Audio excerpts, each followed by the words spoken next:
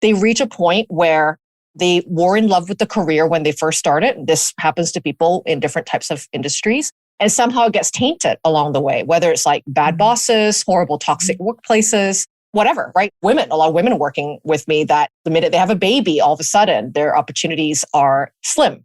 So there's all these different reasons or narratives that might cause someone to kind of be misaligned with the career they're in.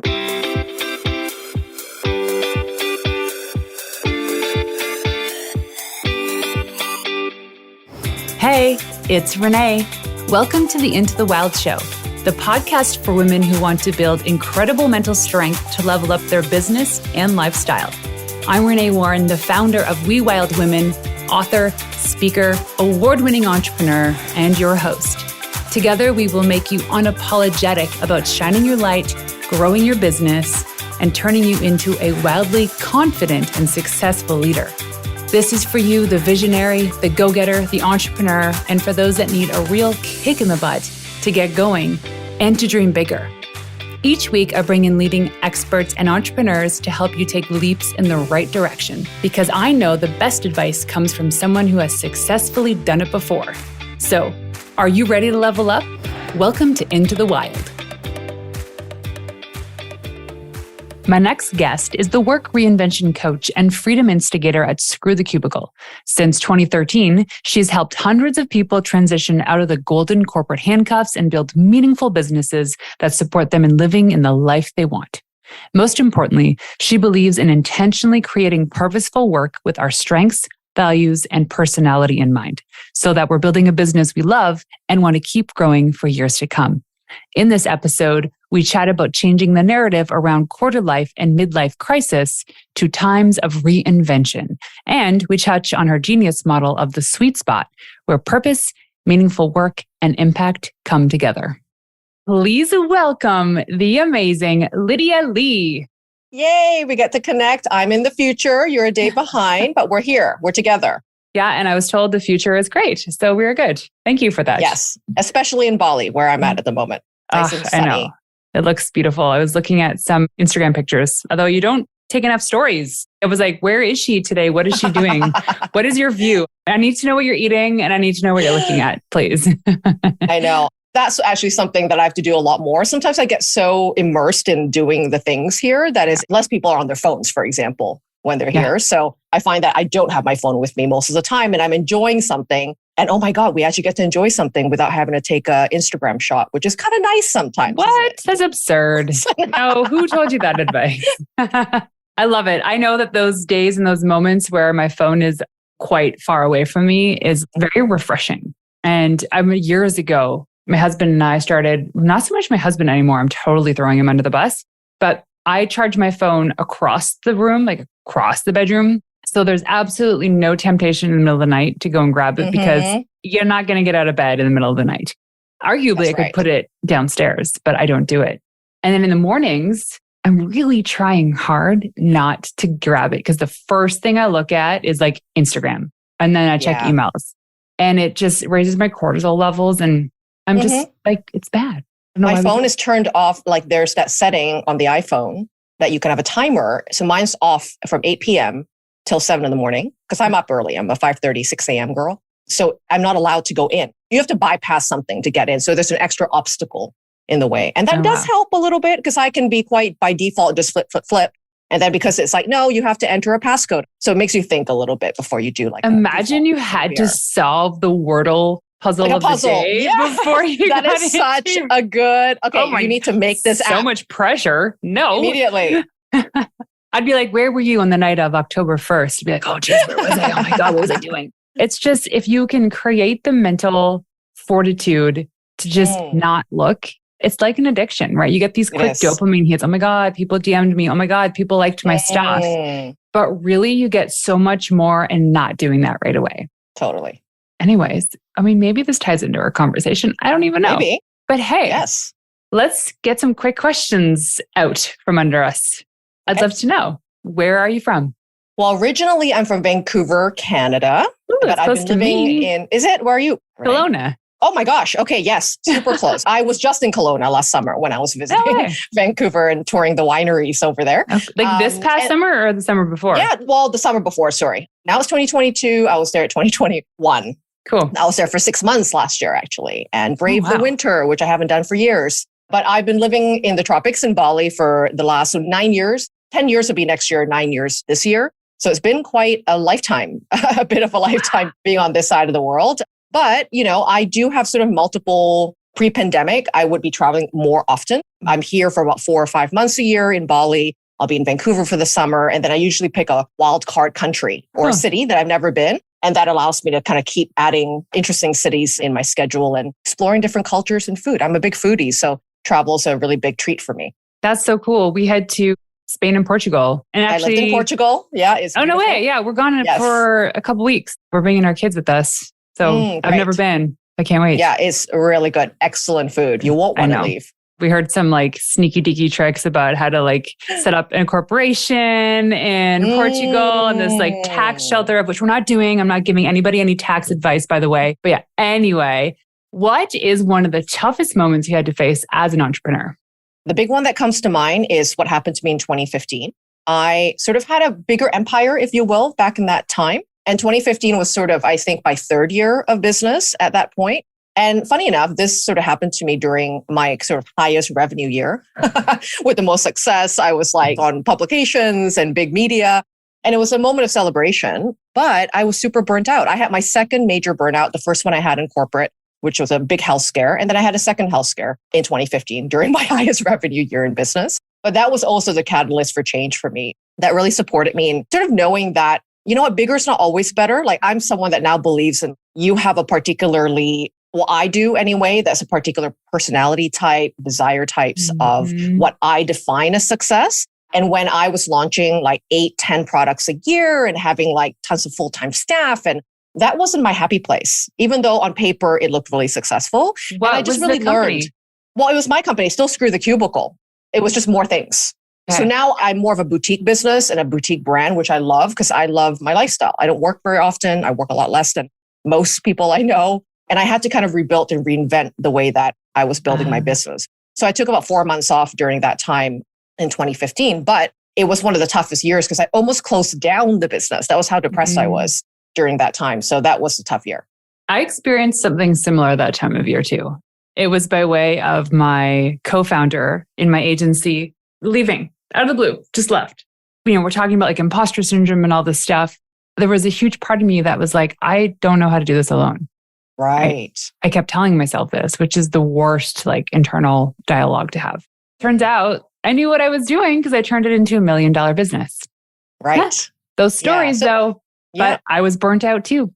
Yeah. And it's hard to make decisions when you're burnt out because you're just fuzzy and panicked and your cortisol, right? Your nervous system's just amped up. And I'm glad I took a break because I think when I looked back on my first burnout in corporate, I was forced to take a sabbatical because literally I had my burnout in a Russian hotel room on a conference. I developed agoraphobia for 3 days. So I couldn't leave the hotel room. That was how bad my nervous system. Yeah, it was a whole episode there. In Russia? And obviously in Russia and Moscow. To make it worse. Yeah, it was winter. It was like the most depressing time. I had been on the road working for, past 30 days at this point. I was on a trade mission with the Embassy of Canada in Turkey, Ukraine, Russia. Sounds sexy, but I was just working the entire time. And I hadn't taken a holiday for 3 years, and then working 70 hours a week averagely most of the time at that point, that took a toll on my body. The old saying, the body keeps the score. It was sort of like my mind kept going, but my body was like, I'm going to take you out. So you have to actually check out for a minute. So I love that. The body keeps the score. The body keeps the score. There's a whole book around that as well about how trauma actually really stores in the body and how it projects itself out in illnesses. And that's very common, right? Obviously, we know that. So that happened to me. And I remember, so in 2015, when I was thinking about, okay, the last time this happened, what helped? I remember sabbatical. Because, someone that's a type A and a perfectionist like me, my default behavior usually is to like throw the kitchen sink at the problem. We need to fix this, baby. I can't move on and sleep until I do something about this. I'm so action oriented. But as I was getting insight in 2015, I was like, actually, it's the doing nothingness for a bit that might help with some spaciousness of what this is about instead of trying to attack that problem right away. just let your nervous system rest, let your emotions sort of go through and flow through, and then you'll have a clearer mind. So I don't regret taking that 4 months off, even though I knew, okay, that's bad news bears perhaps, to take time off during such a great year or high revenue year, but it was something really necessary, I think, for me. Well, capacity creates creativity. And you need to create the space in your life to be creative, because creativity is like us tapping into the inner child. And we lose this creativity and the artist within us as we get older and we follow all of these societal constructs and we start to lean into what these expectations are of us and like the identity that's expected of us. Absolutely. All of a sudden, that little kid is no longer little and like they're gone. They're misguided. Yeah. So yes, taking space is really, really important, taking that time out. And especially like for your body. I know for me, it's like I get acid reflux. Maybe this is too much information. But I get like, it almost feels like a ball in my throat. Yeah, I know what and you I'm mean. like, oh my God, it's throat cancer. No, it just turns out that I have acid reflux. But that is all a symptom of what's going on in my head. The inner war in my head and the stress that's around me manifests itself in the body. So I like that, though. You said the body keeps the score. So what is your favorite quote? Well, during that same year, talking about 2015, when I was on that sabbatical, I was seeking for different perspectives around how I want to develop my business and really learn from people that I shared similar values. So in my personal life, I'm a minimalist. I'm not a hoarder. I used to be that person in Vancouver. Before I came to Bali, God, I had to sell my stuff for 3 months. That's how much stuff I had in order to just be lighter in order to travel, for example. So with having a more location independent lifestyle, you sort of can't carry everything with you, right? When you're traveling country to country. So it really taught me to be more disciplined in like, what do I really need in my life?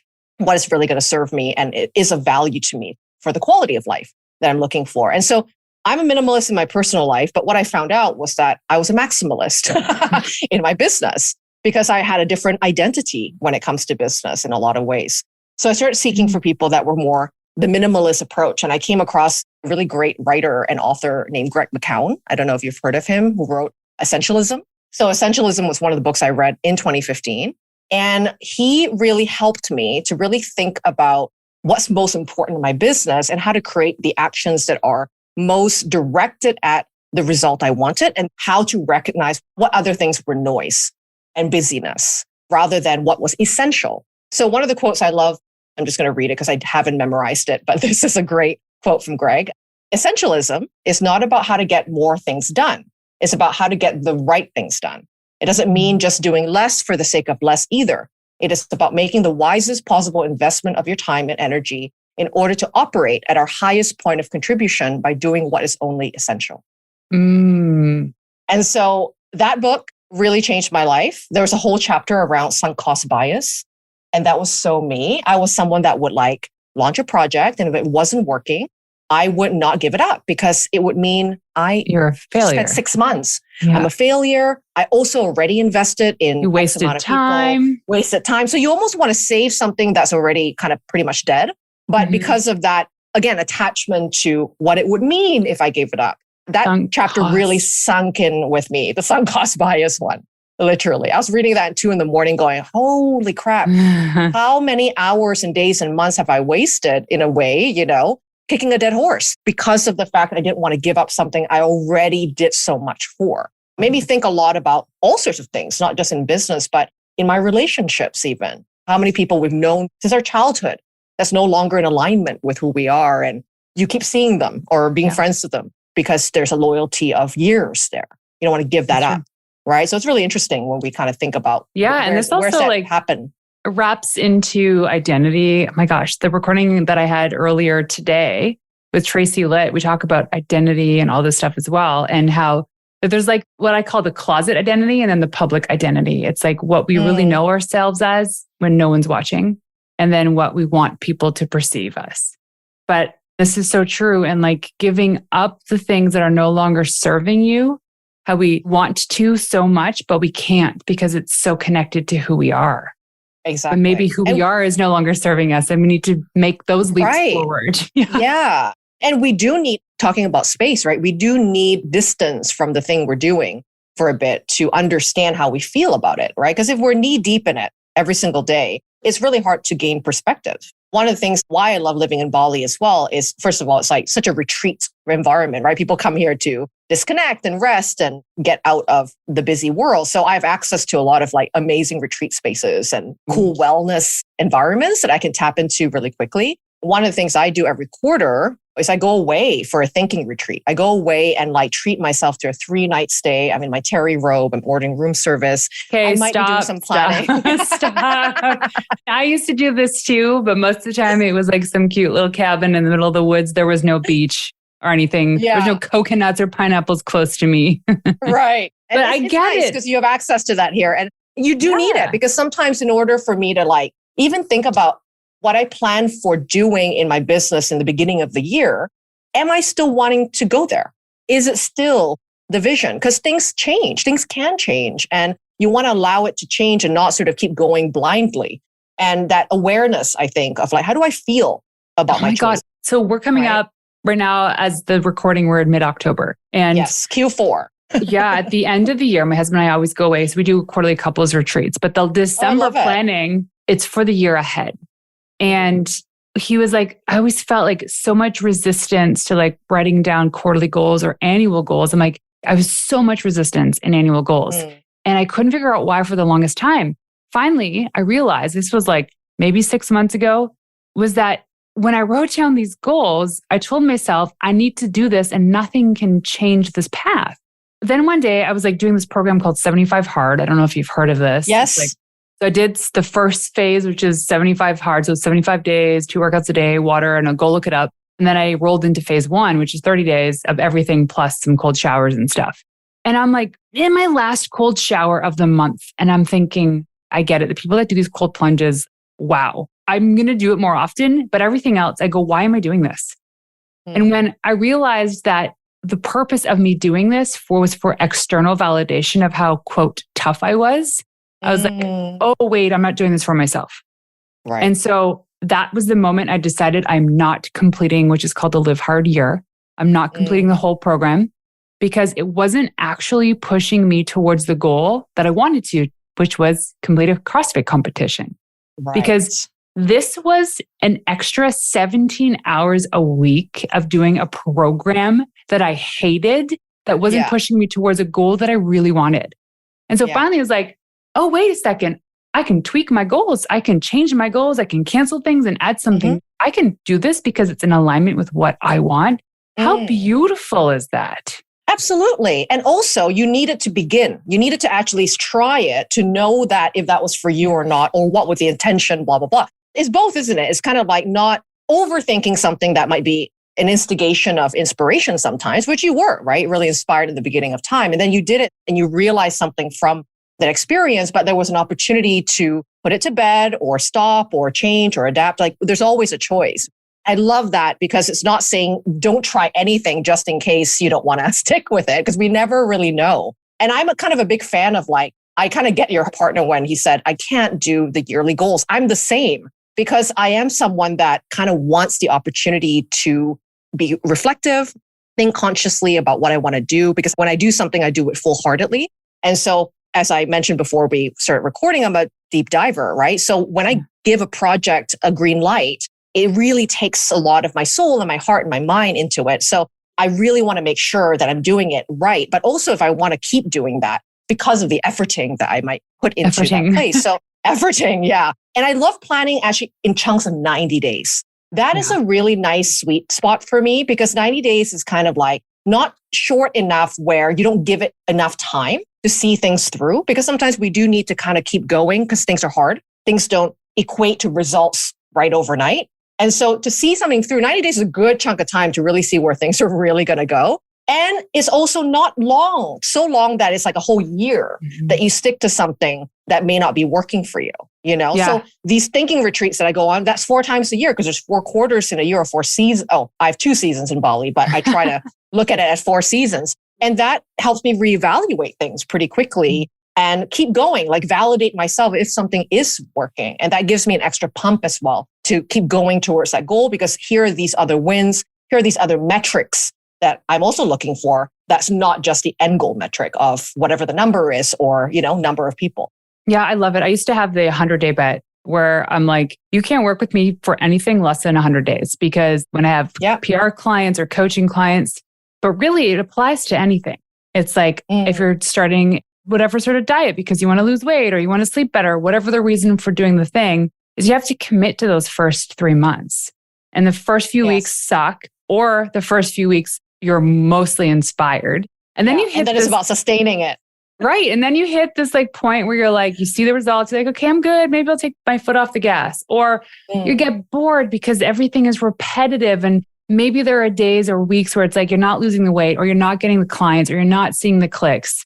They say the last mile is never crowded because most people just don't go there. They stop too early. Right. They check out too soon. They check out. They're not even trying anymore. And that's fine. So I know you mentioned this thing about the sweet spot. So how do we find the creative and meaningful work that is right for us? I think we go through a reinvention of work and life more often than we think. We think about things like quarter life crisis. Everything has a crisis attached to it, doesn't it? It's so true. But what if it's not a crisis? Yeah, we need to reinvent that word of like, because crisis feels like everything's fallen apart and life sucks. And it's not. It's a reinvention. Maybe it's a midlife reinvention, or maybe it's a midlife shedding of all the F's you don't want to give anymore. It's not a crisis. It's Totally. And also, it can happen not at just midlife. It can happen every 2 years, 3 years. It all depends on how much you're making changes in your life. Some people are seekers. They'll go seek for change. They're not waiting for change to happen. So those people are going to go through more evolving stages and chapters more often than someone that's on autopilot living the same life for a decade. So everybody's timeline of change and seasons of change and rhythm of change is personal to everyone. But it's almost like we all should expect that if we want to live a bigger life, change is a coming. It's like we invite that to happen rather than, oh God, that means a crisis. It doesn't always mean that way, right? I love that. My clients, for example, majority of them are in mid-careers, right? So these are people that have put in that efforting of career advancement, climbing the corporate ladder. But I like to say they've climbed the corporate ladder, but the view isn't what they're expecting, right? So something isn't even on paper, right? They look like they're successful. They're the doctors, they're the lawyers, they're the high-powered careers, but the career itself isn't giving back to them in ways that feel fulfilling. The money's there, the status is there, the Mercedes-Benz is parked out front, but the time isn't there. There's no other currencies besides money that's of asset to them. And they certainly don't have healthy relationships and so forth. And sometimes also they reach a point where they were in love with the career when they first started. This happens to people in different types of industries. And somehow it gets tainted along the way, whether it's like bad bosses, horrible toxic workplaces, whatever, right? A lot of women working with me that the minute they have a baby, all of a sudden their opportunities are slim. So there's all these different reasons or narratives that might cause someone to kind of be misaligned with the career they're in, right? So at that point, the reason why I talk about the sweet spot is because there's a notion people have that if they hate their job, they have to throw it out the window and start over, which feels really scary. And I think that's why people don't take the leap, because it feels like, again, talking about identity, it's giving up, right? If I say I'm no longer a doctor, this doesn't just mean I don't have that vocation anymore. There's a respect level that I think I receive from people from saying I'm a doctor. There's all these attachments to that identity of even what I paid for school to get there or what I suffered through right? to get to that degree or medical degree, right? There's all this regret or, oh God, I'm flushing my entire life down the toilet. And I think it can be more creative than that, right? So my job as a coach is to help them look at when they say their job title, that means nothing to me. I want to learn about how they did their job in ways that are really interesting and unique and out of the box, which they don't sometimes even realize because it's so second nature. They always say that like our best gifts and superpowers are the ones that feel really easy. And so because they're really easy, they're unnoticeable or they're not obvious to ourselves because we sort of have a natural tendency to express ourselves that way or to hold space for someone that way, right? It's very sort of nuanced in what our talents and gifts are. So part of my job is kind of going through that memory lane of like taking stock of from beginning of their careers to where they're ended up. What's the story of their body of work? Not what they've done. What has the story been of what they've learned, what they've unlearned, what they don't no longer agree with in the field that they came from? And what is that new perspective that they may want to create to impact that industry or impact a different problem to be solved?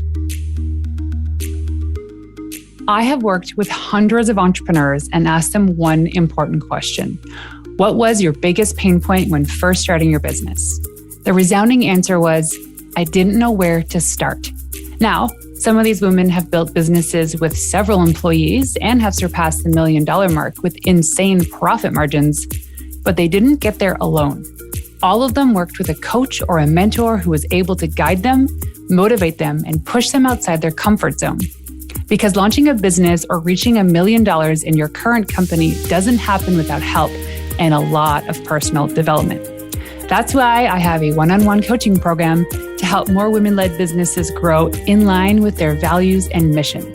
So if you're a wild woman looking for an experienced entrepreneur to help provide direction, accountability, and light a fire under your butt, then check out my coaching program at wewildwomen.com/coaching. That's wewildwomen.com/coaching. So what you're saying then is you do help people maybe transition to new careers or starting a business, but you also maybe help them reinvent ways to look at their current place of work or wherever. I mean, 90% of people will be using their skills that they came with. Like, you don't have to throw the baby out of the bathwater. There are interesting gifts and skills and knowledge and wisdom that your career story has given you, right? You may not do it exactly how you did it in the past, but there's always an opportunity to solve a different problem with your skills, help a different audience even, or have a different ripple effect for where the cause and what you believe in matters, right? So when I talk about the sweet spot for meaningful work, that's my sweet spot. There's many types of sweet spots, but my sweet spot is about meaningful work.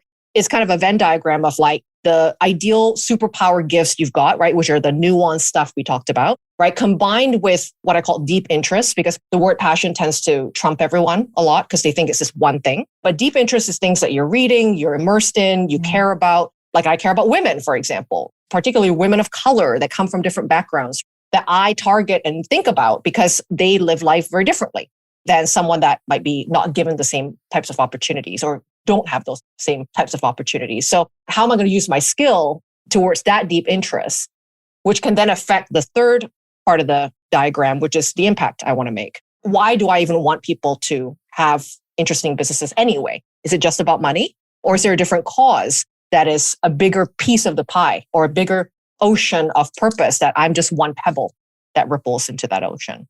When they overlap, what's in the middle? That's the sweet spot. Meaningful work, right? So that you're using skills that are profitable because they are such valuable ways to solve a problem. The deep interest is what keeps you want to wake up in the morning because you're interested in that exact topic or that exact reasoning, right, to solve that problem. And the impact is the legacy, the being proud that, you know what, my thing is not just the obvious thing people come to me for, which is whatever it is that is my job title, but I can see how there's a transformation that happens beyond me if they're able to do what they do. Yeah.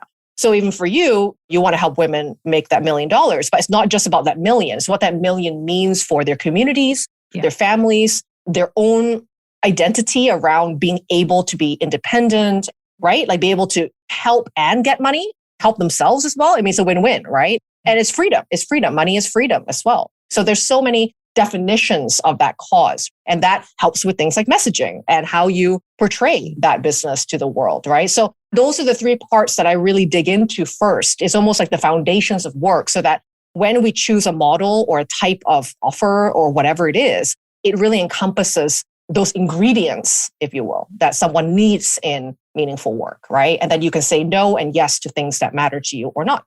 And then is there anywhere in this work too where you connect like boundaries? Because, you talked about the 70-hour weeks, which made you go literally sick. How do you layer in those boundaries to protect their time and their well-being? Well, first of all, I think we have to kind of know ourselves, right? Know thyself is a really big tool that I use before we decide on what's the business model for you. How many hours do you want to work? Because people don't actually really know, especially when they come from corporate. Corporate works in a very cookie cutter way, 9 to 5, right? It's like, we have to have you work exactly like this in order to prove to us you're productive. I mean, it's more than 9 to 5 these days, but that's the bracket of time we deem as productive. But some people, for example, work better in 3-hour sprints. Some people will do an 8-hour sprint and then take the day off the next day.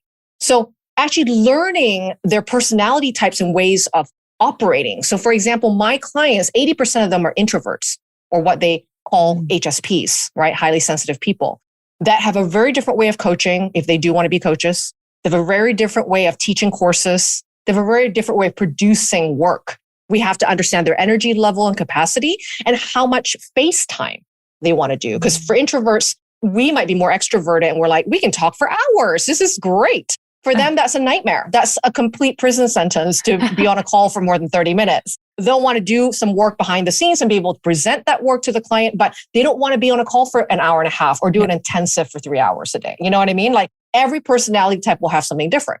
I also have clients that have a combination of neurodiversity, people with ADHD, people with a very different way of looking at the world. It's not what's better or not better. It's about how do we design the offers, the models, the way of operating with clients in ways that are in alignment with your natural tendencies to work or to offer value. Love that.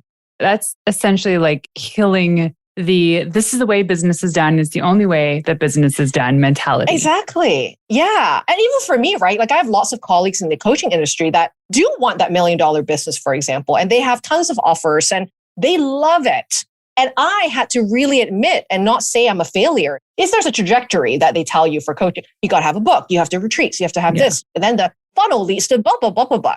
It's a lot. And I already knew it was a lot from looking at some of the blueprints of these models. And yet I did it anyway, right? Back in the day, because this is what you're told. It's kind of like the corporate mentality. This is how you climb the corporate ladder to become chief surgeon of this hospital, right? You just follow the blueprint again. And I think that can happen a lot in business too, right? Even though we're free in a way to make our choices, there's still some temptations to keep up with the business Joneses, right? Like, that drives me insane. Because here's what I know about this. If you're doing what everyone else is doing, you're just going to get lost in the big red sea. Yeah. Right? There's no blue ocean there. And I think, okay, well, people told me I need to do this funnel. Like I remember my Facebook ads girl, she was great. But when we were looking at some of the ads that weren't converting, this was like during the holiday season. So there was so much that was going on back then. She's like, well, here's what I think you should do. You should have a tripwire and do this and create this funnel using this software. And I'm like, has to be below $19. And it needs to be like $7 and you need to have this up and running by Monday because then we can grab that extra revenue and it'll pay for your ads. And I'm like, no. So I looked into this and I started doing all this work and like going back to this idea of wasting time. I did a lot of work that didn't end up seeing the day of light, but I learned what not to do. Yes. And that's important. It was a time lesson that I am not aligned with these tripwires, like maybe someday. Yeah. But for what I was trying to sell, it didn't make any sense. And everybody was already doing it. Like consumers were already bought into like, okay, I get what's going on here. And like, they want the one thing and all of a sudden they can't purchase it because there's 18,000 windows of like, oh, and while you're at it, save 50% on this product. I was like, no, I get that's the way some people do business and it works for them. That's not me. And I'm okay. I'm okay with this. And understanding that of how I want to do business, like what you're talking about, meaningful work, aligned with my energy, aligned with who I am, is going to show itself to the right customer. That's right. And it's not going to be a million customers, but that's okay. Yeah. And it's interesting, isn't it? Because when people look at some of these trends or things that are common things to want to learn in an online business, for example, those things do work. Facebook ads work. Tripwires do work. Funnels can work. And so we always think, well, because it's working, I have to jump on the bandwagon because I don't want to have FOMO just in case my competitors or whatever's doing that and I'm left in the dust, right? Because I'm not doing the same thing. And that can really happen. But you're so right in like that checking in, because I think that self-trust takes experience, right? Like you need to be burnt a few times sometimes. You know, like me, I had to know that when I did the crazy, complicated funnels and have full-time team members answering all my emails and being me or duplicating my voice, well, I needed to experience that to know that, holy crap, when I outsourced literally everything in my business, I ended up falling out of love with my business because I was no longer doing the thing I love. I was now a marketing agency. You were outsourcing the things you love. I was outsourcing the thing I actually was loving, right? Because, you should just do the high level work and do this and that. But I loved doing my one-on-ones. I love having intimacy in my brand. I love not to have that many students, actually. I love a very cozy audience I can do deep work with and have longer commitments from them. It's a very different experience. And who said that you have to scale everything? It's true. Right? You know what? In the recent conversations I've had on this season of Into the Wild, there's been a lot of dialogue around only wanting to work with specific people and getting rid of the pressure to scale, getting rid of this pressure to do all these things just to make the money. And listen, you can still make $1 million not doing those things. Yes, totally. Yeah. I think one of the biggest questions that I still am clarifying to ask, right, which is a hard one to answer, is what is enough? What is enough? What's enough clients? What's enough money? What's enough time? Because, I like time. I really, really love working. I work 15-hour weeks and I like keeping it at that place. And until it changes, things can evolve and change. But I also use other hours to do things that are not client-facing work, but, projects that I care about that have a bit of variety in my life, right? So even knowing what is enough money to sustain my future, my current lifestyle and needs, we don't think about that number. We do think in forms of things like we want to make our first 6 figures or we want to make our next $250,000. And those numbers are just kind of nebulous and there, but we don't really know truly if that's the right number even to give us the life that we're actually truly looking for. That was an interesting conversation I've been having a lot with my clients because some of my clients, for example, get really relieved in knowing that, hey, if they want to just make 80 grand a year for the rest of their lives because they have got a beautiful writer's cabin by the lake, somewhere quiet. They have already paid off that cabin. They don't need very much. They're not huge consumerist people. They just want to edit manuscripts and memoirs 25 hours a week. And that is their happy place. It's kind of almost being happy with that's enough rather than always, well, what if I want to make double my revenue? It'll never stop in a way if we don't have a reason to make that money. When talking about money in terms of you always having to work to make more, I mean, there's so much we can unpack here too about abundance mindset, how if you're doing the right thing, if you're doing the right thing, it'll come.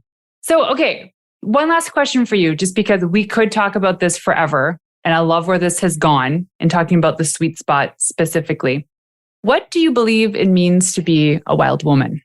When I think of the word wild, I think about this ability to sort of change courses when we want to. To me, the wildness is about not keeping in the terms of where we started. When I go on something called the hash hike, you don't smoke hash. It's not what it's about. They're all around the world, by the way. Even in the States, they have hash harriers. And this is something that is ran by local communities. You go hiking in secret places and it's all barefoot and literally in the wild. And sometimes you can go barefoot because it's muddy. Your shoes get really screwed. And you have to cross lakes and rivers. I was almost swept away by a river. The water came to my chest because there was a rainstorm that happened the night before. Wow. So we had to link a human chain to get through this hike. Literally it's in the wild. And you have no idea where you are because you just follow these shredded pieces of paper. It's like a treasure hunt into the jungle. And you hope you get out of there. And you go with a little group as well. So everyone starts at different times and you sort of have to get through, right? And it kind of reminds me of that because